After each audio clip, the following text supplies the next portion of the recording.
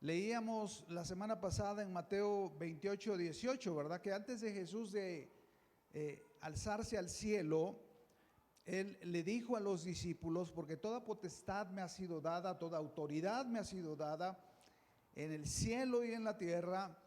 Por tanto, vayan y hagan discípulos a todas las naciones y bautícelos en el nombre del Padre y del Hijo y del Espíritu Santo. O sea, en otras palabras, Jesús les dijo: lo que yo hice con ustedes, ustedes vayan y háganlo con otros más, ¿verdad?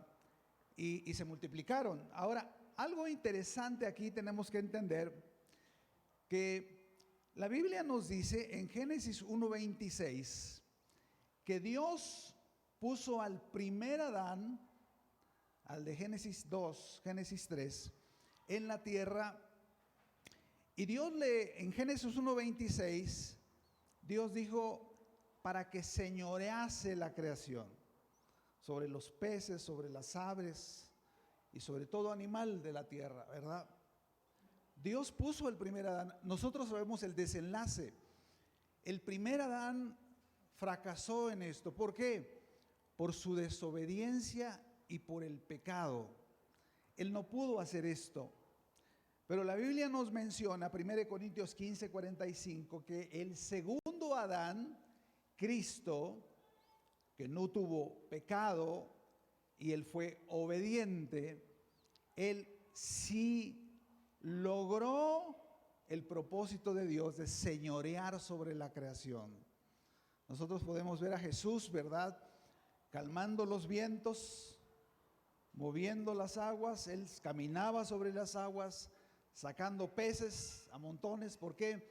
Porque él pudo lograr el propósito de Dios, que el hombre señorease sobre la creación. Es por eso que Jesús viene a la tierra, comisiona a 12 hombres y los empodera para que ellos vayan y hagan lo mismo que él. Yo lo entiendo, ¿verdad? Por el pecado nosotros hemos sido limitados en esa operación, ¿verdad? Porque el pecado nos es contrario y debido a eso fuimos limitados en algunas cosas. Pero en lo que se trata de llevar la vida de Dios, Jesús llamó a estos hombres para que ellos fueran y los comisionó, los empoderó, ¿verdad?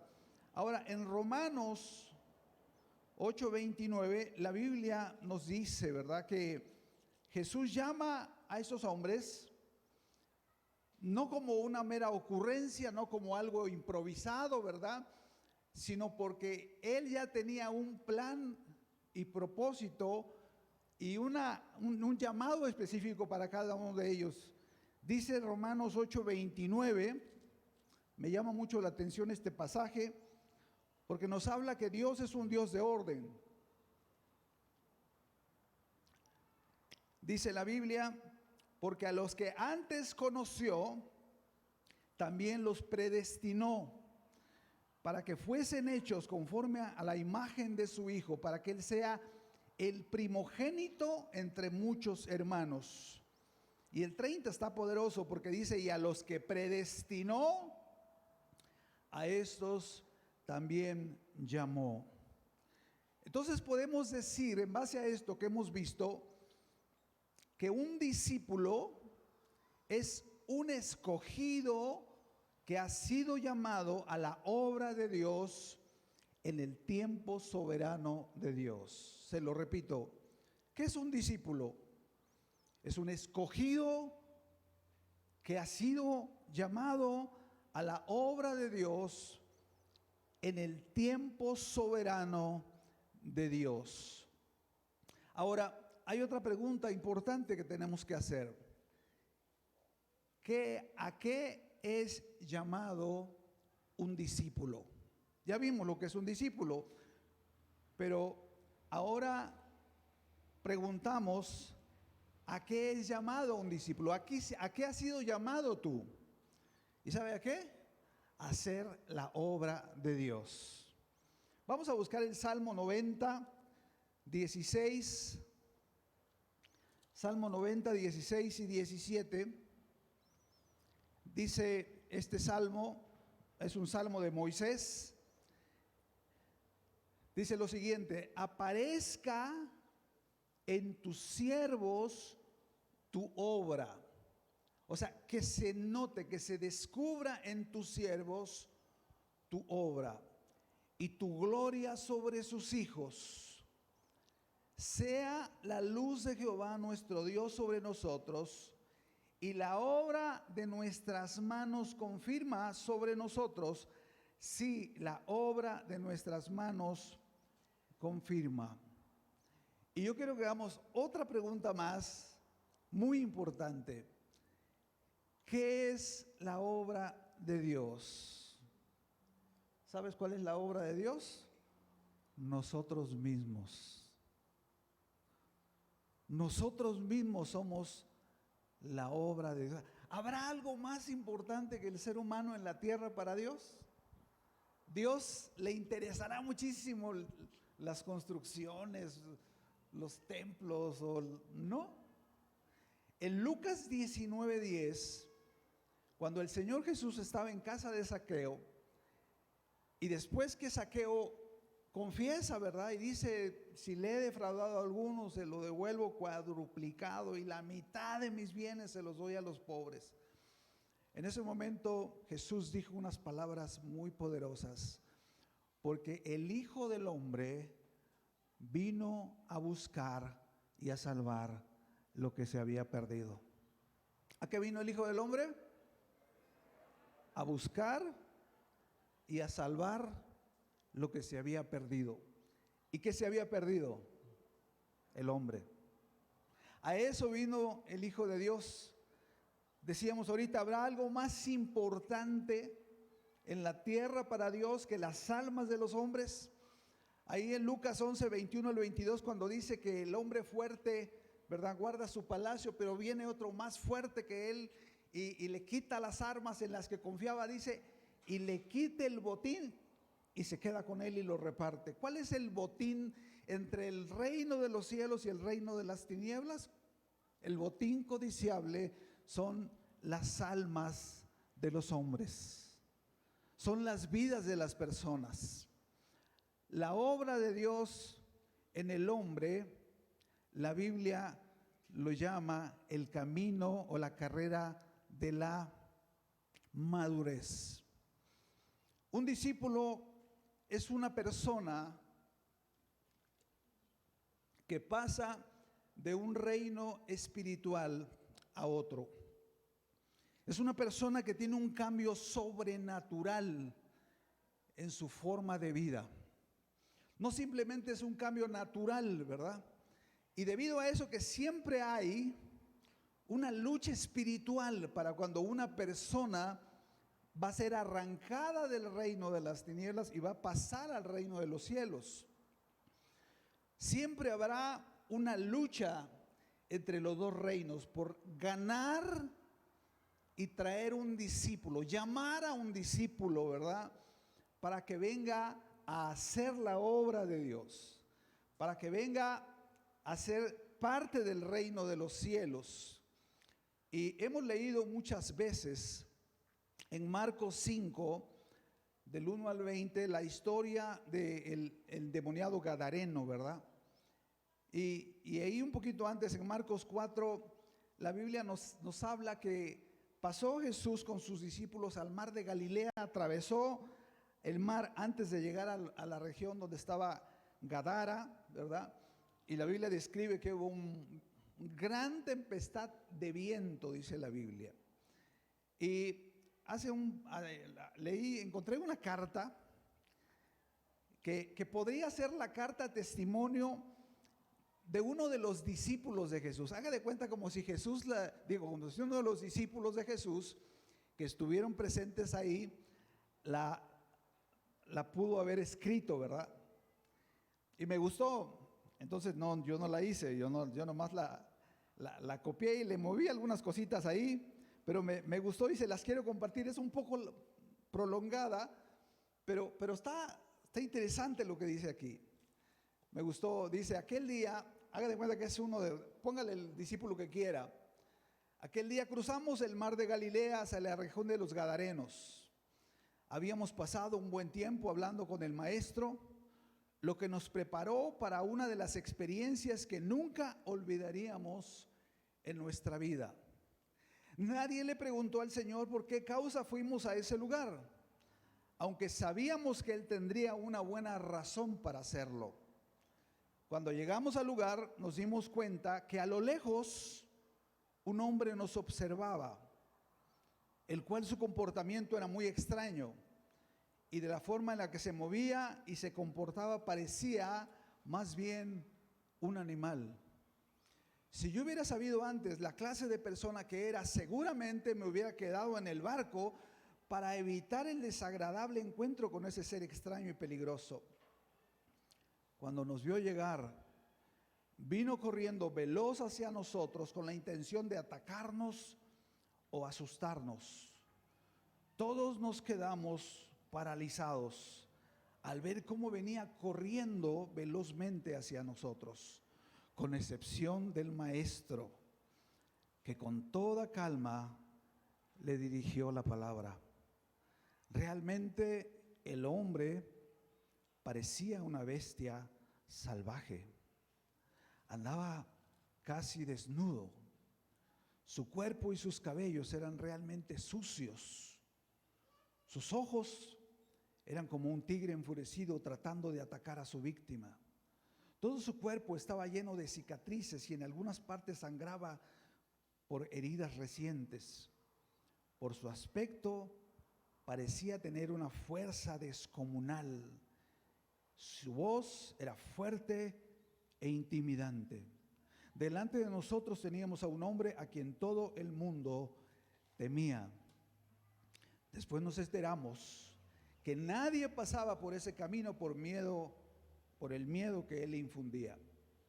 Todos nosotros estábamos impactados sin saber lo que iba a suceder. Y para nuestro asombro, una vez más el Señor se paró firme frente al hombre y con una mirada llena de amor y compasión abrió su boca y con toda autoridad le preguntó: ¿cómo te llamas? A lo que el hombre, postrado de rodillas ante él, le dijo: Legión, porque somos muchos. A lo que el Señor ordenó: sal de él ahora. Al instante el hombre fue libre y se postró a los pies del Señor, gritando con las manos alzadas: soy libre, soy libre, soy libre. Hace unos momentos dijimos que los discípulos son escogidos, llamados a hacer la obra de Dios. Y dijimos también que la obra de Dios más valiosa sobre la tierra somos nosotros mismos. Este hombre era un escogido de Dios. Era alguien valioso para él, por eso él fue a buscarlo ahí. Y a la obra de Dios en el hombre, la Biblia le llama la carrera de la madurez. Y quiero que busque Hechos 20:24. El apóstol Pablo, cuando lo persuadían que no fuese a Jerusalén, ¿verdad?, porque corría peligro en su vida, él dijo estas palabras poderosas. Él le dijo a los que lo querían persuadir de no ir y arriesgar su vida, dice: pero de ninguna cosa hago caso, ni estimo preciosa mi vida para mí mismo, con tal que acabe mi carrera con gozo y el ministerio que recibí del Señor Jesús para dar testimonio del evangelio de la gracia de Dios. Estas palabras de Pablo son muy significativas porque dice: pero de ninguna cosa hago caso, de nada. No me dejo que nada desvíe mi camino, que me separe, que me impida continuar. No permito, ¿verdad? Porque hay muchos impedimentos en la vida cristiana. Hay muchas cosas que nos quieren sacar, ¿verdad?, del camino. Dice Pablo: ni estimo preciosa mi vida para mí mismo. mis sueños, mis anhelos personales, ¿verdad? Ya los pasé a segundo término, con tal, dice algo interesante Pablo, con tal que acabe mi carrera con gozo. Pablo dice con tal que acabe. Eso quiere decir que la carrera tiene un principio y tiene un final, ¿verdad? Que acabe mi carrera. ¿Sabes, amados santos de Dios? Cada uno de nosotros tiene su propia carrera en la vida cristiana. Somos juntos como una iglesia, somos juntos como un cuerpo, pero la carrera es individual. Nadie puede correr la carrera por otro. Yo no puedo correr la carrera por usted, ni usted la puede correr por mí. Los padres no pueden correr la carrera por sus hijos, ni los hijos por los padres, ¿verdad? Y así como decíamos, tuvo un inicio, va a tener un final. Y nosotros tenemos que pedirle a Dios que nos ayude a poder correr la carrera. Dice el apóstol Pablo, y el ministerio que recibí del Señor Jesús. El ministerio es el servicio que ofrecemos a Dios. Entonces tenemos la carrera, que es personal, y el ministerio también, que es personal, porque cada uno tiene una función dentro del cuerpo de Cristo. Cada uno tiene que hacer algo, ¿verdad? Tiene una comisión de parte del Señor, y el ministerio es la parte del trabajo que tenemos que hacer. Y hay un pasaje en Nehemías, hace poquito que estuvimos estudiando el libro de Nehemías, Nehemías capítulo 3. Me encanta es esta descripción que hace aquí, porque hablando del ministerio, para Dios es importante lo que somos, pero también lo que hacemos. Pero es más importante lo que somos que lo que hacemos, ¿verdad? Pero lo que somos va a determinar lo que hacemos también. Nehemías capítulo 3, lo voy a leer porque está interesante, porque es el reparto del trabajo que hicieron estos hombres que habían regresado de la cautividad a Jerusalén bajo el liderazgo de Nehemías y de Esdras, y estaban edificando el muro. Y me encanta ver cómo en la Biblia se registra lo que cada persona hizo en la parte del trabajo que tenía que hacer. Amados santos de Dios, si eres un discípulo, tienes una carrera y tienes un ministerio. Tienes una carrera y tienes un servicio que tienes que hacer. Y aquí vemos cómo para Dios, porque toda la escritura es inspirada por Dios, se registró, ¿verdad? Cada acción que hicieron estos hombres. Pareciera así muy aburrido, pero no, es bien interesante ver cómo fue registrado esto. Dice, entonces se levantó el sumo sacerdote Eliasib con sus hermanos los sacerdotes y edificaron. Fíjate cómo dice las personas y lo que hicieron. Y edificaron la puerta de las ovejas. Ellos arreglaron y levantaron sus puertas hasta la torre de Amea y edificaron hasta la torre de Ananael. Junto a ella edificaron los varones de Jericó, y luego edificó Zacur, hijo de Imri. Los hijos de Sena edificaron la puerta del pescado, ellos la enmaderaron y levantaron sus puertas con sus cerraduras y sus cerrojos. Fíjese, cada cosa que hicieron. Junto a ellos restauró Meremot, hijo de Urías, hijo de Cos, y al lado de ellos restauró Mesulam, hijo de Berequías, hijo de Mesasarabel. Junto a ellos restauró Sadoc, hijo de Baana, e inmediato a ellos restauraron los tecoitas, pero sus grandes no se presentaron, fíjese, hasta eso, pero sus grandes no se prestaron para ayudar a la obra de su Señor. La puerta vieja fue restaurada por Joiada, hijo de Paseat, Mesulam, hijo de Besodías. A ellos la enmaderaron y levantaron sus puertas con sus cerraduras y cerrojos. Junto a ellos restauró Malatías, Gabaonita, y Jadón, Merononita, varón de Gabaón y de Mispa, que estaban bajo el dominio del gobernador del otro lado del río. Junto a ellos restauró Uziel, hijo de Jaraía, de los plateros, junto al cual restauró también Ananías, hijo de un perfumero. Así dejaron reparada a Jerusalén hasta el muro ancho. Junto a ellos restauró también Refaía, hijo de Ur, gobernador de la mitad de la región de Jerusalén. Asimismo restauró junto a ellos y frente a su casa Jedías, hijo de hoy los nombres están padres, Harumat, y junto a él restauró Hatús, hijo de Hasabnías, Malquías, hijo de Harim, y Asub, hijo de Pahat.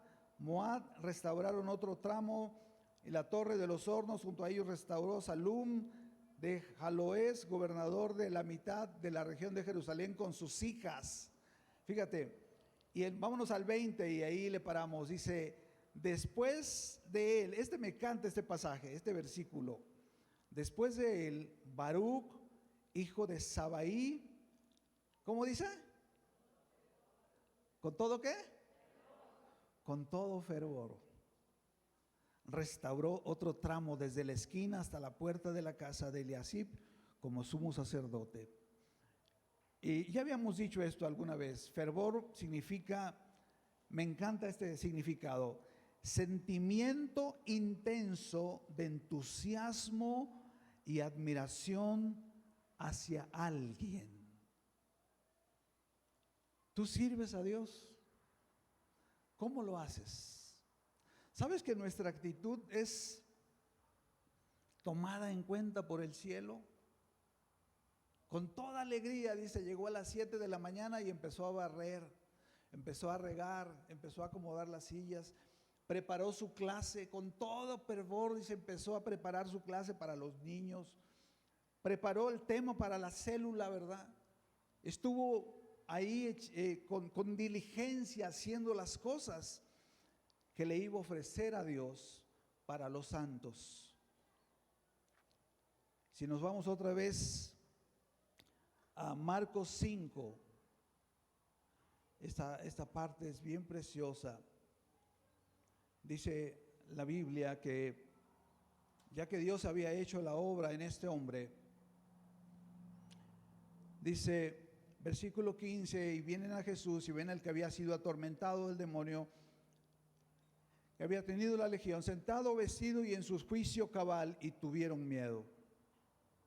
Versículo 18, que cuando al entrar Jesús en la barca, el que había estado endemoniado le rogaba que le dejase estar con él. Vea el cuadro. El hombre había sido libre y ahora quería irse con Jesús. Era algo válido, era algo correcto, ¿verdad? El deseo de este hombre era irse a servir con Jesús. Y luego dice la Biblia el 19, pero Jesús no se lo permitió, sino que le dijo, vete a tu casa, vete a los tuyos y cuéntales cuán grandes cosas el Señor ha hecho contigo y cómo ha tenido de ti misericordia. Y se fue y comenzó a publicar en Decápolis cuán grandes cosas había hecho Jesús con él, y todos se maravillaban. Cómo Dios hizo la obra en este hombre, porque la obra de Dios en la tierra somos nosotros mismos, es el resultado. La obra de Dios en la tierra más importante para Él es el corazón del hombre. No hay obra más importante para Él. Nadie más que Dios puede hacer esta obra. Nosotros somos colaboradores de Dios. La iglesia, colaboradora de Dios.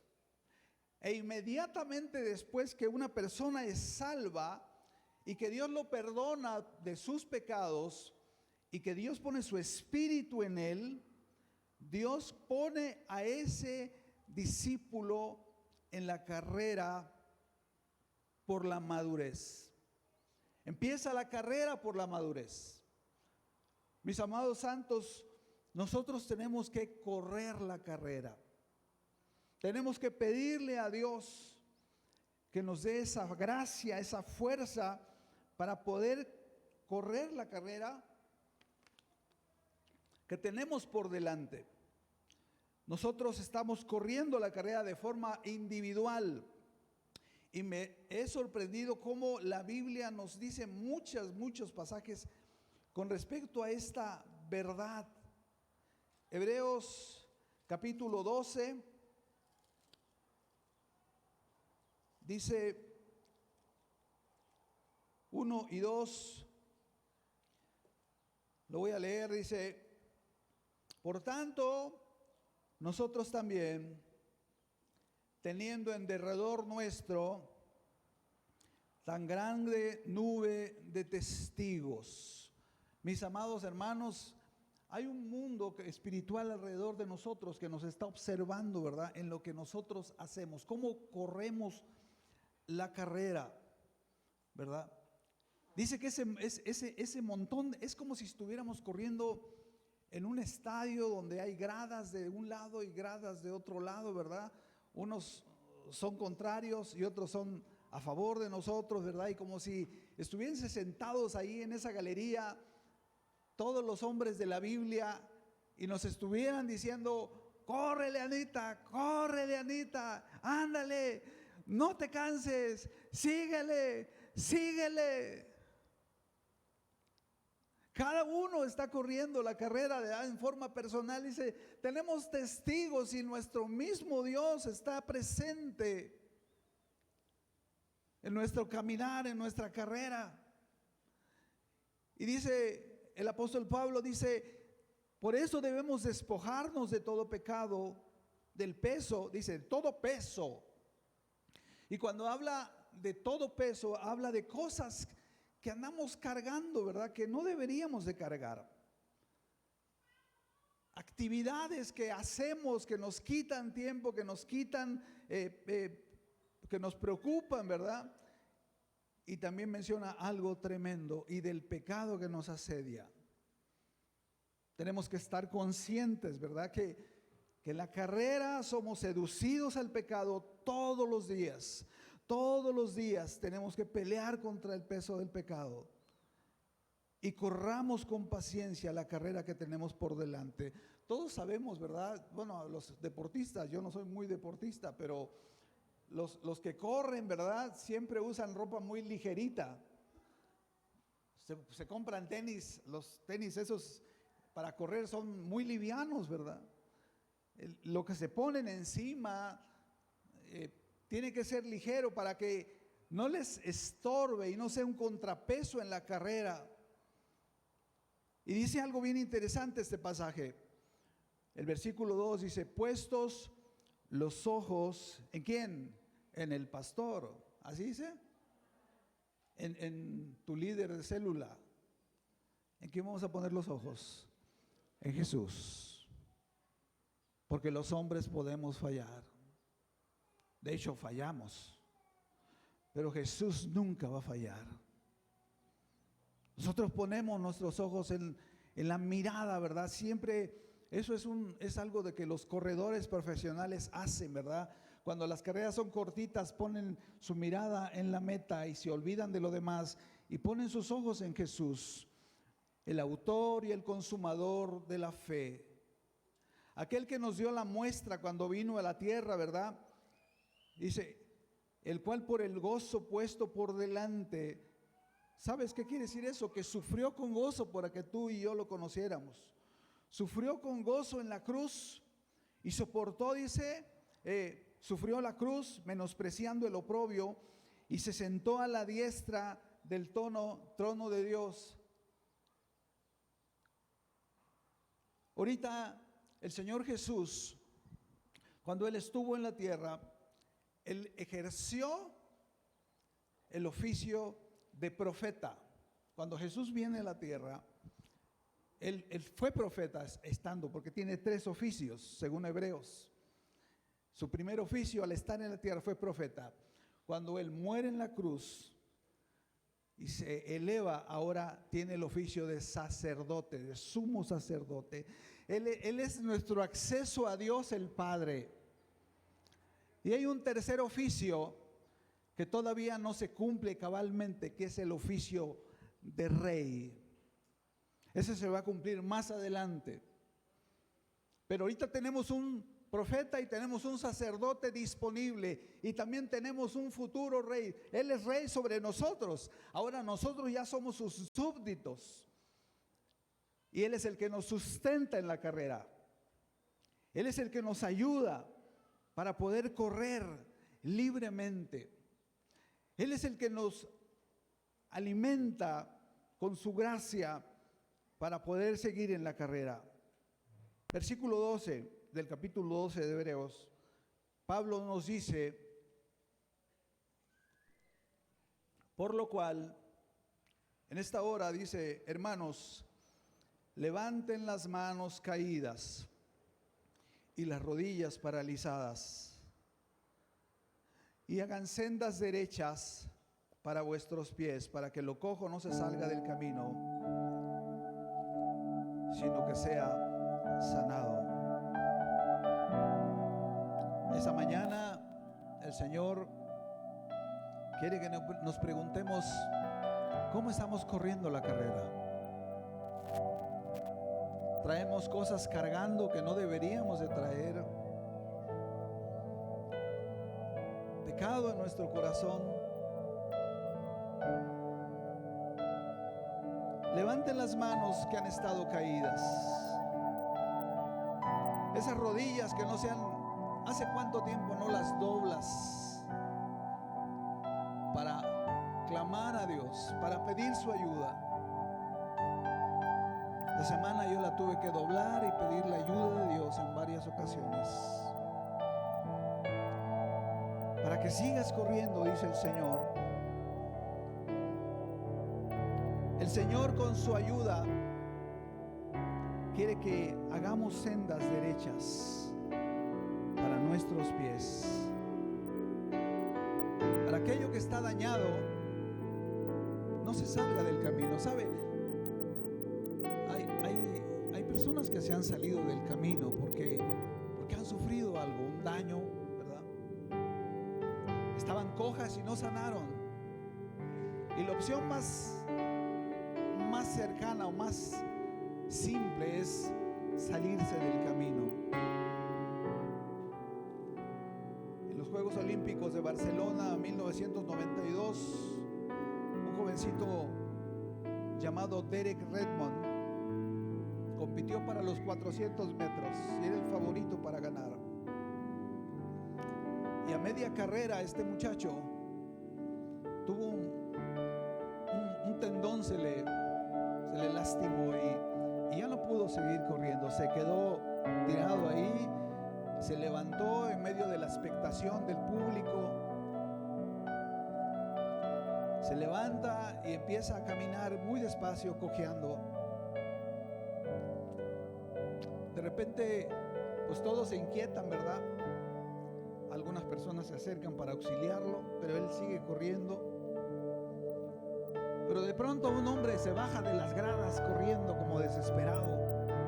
Un hombre ya mayor sale corriendo como loco y lo alcanza y le mete el hombro, le mete la cabeza debajo del brazo y lo carga y empieza a caminar con él y lo ayuda a terminar la carrera. Ese hombre era su padre. Esta mañana el Señor quiere que tú le permitas meter su cabeza bajo tu brazo. Si tus rodillas han estado paralizadas, si tus manos han estado caídas, porque esta mañana Él dice, sigue corriendo, hijo. Hay una meta que alcanzar. Hay un propósito para tu vida que Dios quiere que cumplas en el tiempo que tú y yo estemos en la tierra. Y en esta mañana yo quiero invitarte para que ahí donde tú estás, si estás corriendo bien, quiero animarte que lo sigas haciendo. Dale gracias a Dios porque has caminado, porque has corrido y sigues manteniéndote. ¿Sabe? Hace rato en la clase de bautismos veíamos que, ¿sabe cuál es el principal obstáculo para la carrera de un discípulo? No es el diablo, somos nosotros mismos. Nosotros mismos somos los que nos limitamos y nos obstaculizamos. Así que esta mañana, si tú le quieres pedir gracia y fuerza al Señor, ahí donde estás, ponte de pie y dile: Padre, te doy gracias. Gracias, Señor, porque esta mañana me recuerdas que tengo una carrera por delante. Esta mañana tú me recuerdas, Señor, que me has llamado para hacer tu obra, Señor, en esta tierra. Y en esta mañana tú me das entendimiento que la obra más grande que tú tienes en la tierra soy yo, Señor. Esta mañana me presento delante de ti como un sacrificio.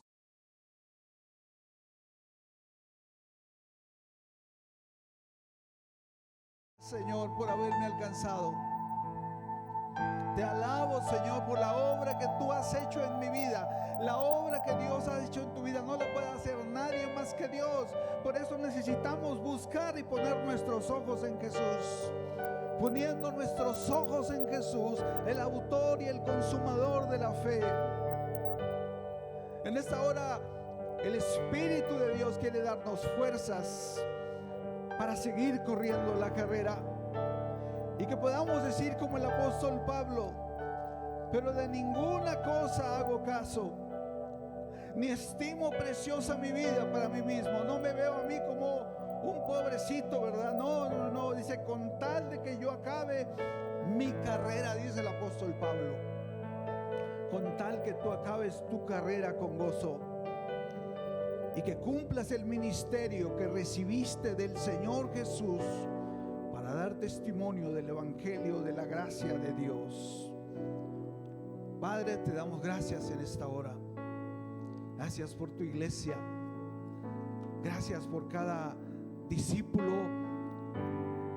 que tienes en este lugar. Gracias, Señor, porque somos el fruto de la obediencia de esos 12.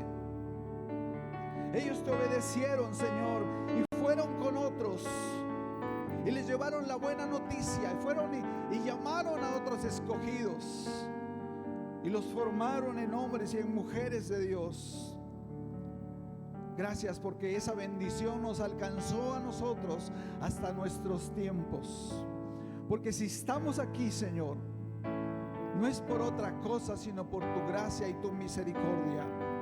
Y en esta hora, Señor, pedimos fuerzas, pedimos de tu gracia y tu sabiduría, Señor, para seguir corriendo la carrera. En esta hora, Señor, pedimos que esas rodillas que habían estado paralizadas se activen, Señor, sean lubricadas por el aceite del Espíritu Santo y podamos doblarlas delante de ti, Señor. Las manos que habían estado inmovilizadas, Señor, en esta hora las activamos para tu obra, Señor, porque hemos recibido un ministerio de tus manos. Renovamos nuestro compromiso contigo, Señor, nuestros votos delante de ti, y pedimos de tu gracia, Señor. No podemos sin tu gracia. Somos muy débiles, Señor. Te necesitamos a ti. No podemos hacer nada sin ti, Señor. Ayúdanos, sácianos, Señor, y guárdanos de desviarnos del camino, Señor. Te alabamos y te bendecimos en esta mañana, Señor. Gracias por cada persona que está en este lugar. Que esta palabra, Señor, nos active y nos dé un corazón agradecido contigo por haber transformado nuestras vidas de lo que éramos antes a lo que somos ahora. Te alabamos y te bendecimos en el nombre precioso de Jesús. Amén. Denle un aplauso al Señor. El Señor le bendiga.